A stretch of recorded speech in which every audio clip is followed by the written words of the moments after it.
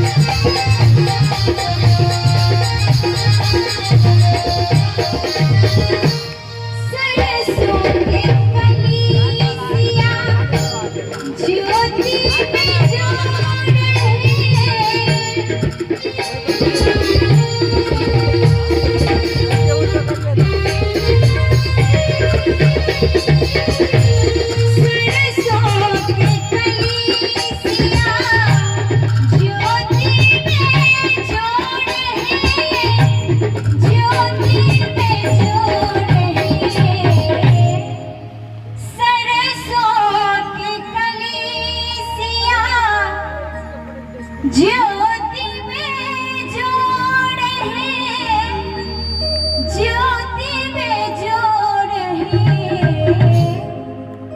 एक बार ताली बजा के सब बताएं। तीसी का फूला रंग, तीसी का फूला रंग, नवला किशोर है।